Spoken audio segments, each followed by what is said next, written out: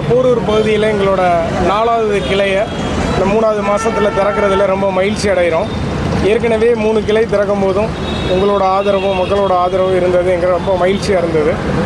மக்கள் கொடுக்குற வரவேற்பு எங்களுக்கு மிகுந்த மகிழ்ச்சியையும் நம்பிக்கையையும் கொடுத்துருக்கு. அதனால தான் இந்த போரூர் பகுதியில் இந்த 4வது கிளையை திறக்கிறோம். இன்னும் மேன்மேலும் கிளைகளை திறக்க விருப்பப்படுறோம். உங்களோட ஆதரவும் எப்போதும் போல கிடைக்கும்னு சொல்லி எதிர்பார்க்குறோம்.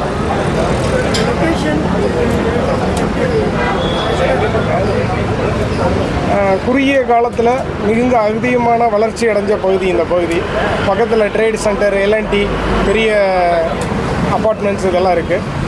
மக்கள் அதிகமாக வீடுகள் இருக்கக்கூடிய பகுதின்ற முறையில் இந்த பகுதியை சூஸ் பண்ணியிருக்கோம். பக்கத்தில் சரவணா ஸ்டோர்ஸ், இன்னும் பல பிரபல நிறுவனங்கள் இருக்குது. அதனால தான் இந்த பகுதியை சூஸ் பண்ணியிருக்கோம். ரொம்ப நல்லா இருக்குது. போன கிளை திறக்கும் போதும் மக்கள்கிட்ட ரொம்ப வரவேற்பு இருந்தது. இந்த கிளையும் இப்போ நீங்கள் பார்க்குறீங்க, ரொம்ப வரவேற்பு இருக்குது. மக்கள் கொடுத்த வரவேற்பு மிகுந்த நம்பிக்கையையும் மகிழ்ச்சியையும் எங்களுக்கு கொடுக்குது. தீபாவளி நம்ம இதில் என்னென்ன பண்ண போகிறோம்? தீபாவளிக்கு நிறைய பிளான்ஸ் வச்சுருக்குறோம். இன்னும் ஒரு 15 நாளில் உங்களெல்லாம் கூப்பிட்டு அந்த பிளானை என்னென்ன பண்ண போகிறோங்கிறத உங்களுக்கு தெரியப்படுத்துறோங்க. என்னங்க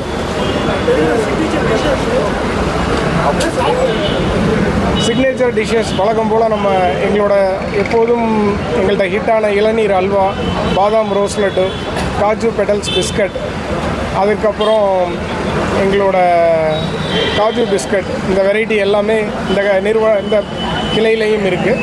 அதுதான் மக்கள்கிட்ட அதிக வரவேற்பை கொடுத்துட்ருக்கு எங்களுக்கு. சென்னையை தவிர்த்து வேறு எங்கெல்லாம் பிளான்ஸ் ஓப்பன் பண்ணணும் ஐடியா? சரி, இப்போதைக்கு கோயம்புத்தூரில் எங்களோட கிளைகள் இருக்குது சார். 20 கிளை இருக்குது.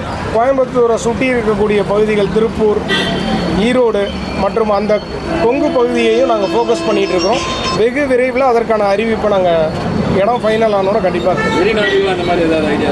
இப்போதைக்கு வெளிநாடுகளில் எதுவும் கிளை துவக்கிற எண்ணம் இல்லை சார்.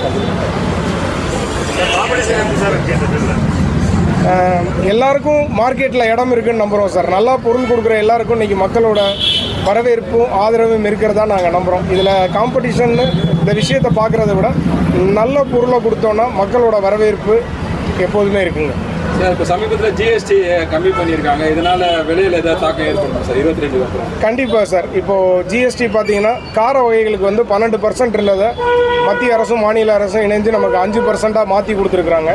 இதனால் கஸ்டமருக்கு ஒரு 7% பெனிஃபிட் இருக்கும். இது இல்லாமல் நாங்கள் வாங்குகிற சில மூலப்பொருட்களுக்கு ஜிஎஸ்டி நில் பண்ணியிருக்கிறாங்க. அது போக 12% இருந்ததையும் 5% பண்ணியிருக்கிறாங்க. ஸோ விலையில் இதோட தாக்கம் கண்டிப்பாக இருக்கும். விலைகள் கண்டிப்பாக குறையும் சொல்லி நாங்களே எதிர்பார்க்குறோம் சார். கண்டிப்பாக மண்ணுக்கு ஒரு ஜிஎஸ்டி, ஜாமுக்கு ஒரு ஜிஎஸ்டி கோயம்புத்தூர்லேருந்து தான் ஒரு பேச்சு வந்தது. எப்படி சார் அதெல்லாம் எப்படி கம்மியாகும்? அதை செவிசாச்சு அரசாங்கம் நமக்காக மாற்றி கொடுக்கறதுக்கு இந்த நேரத்தில் அரசாங்கத்துக்கு எங்களோட நன்றியை தெரிவிச்சுக்கிறோம் சார்.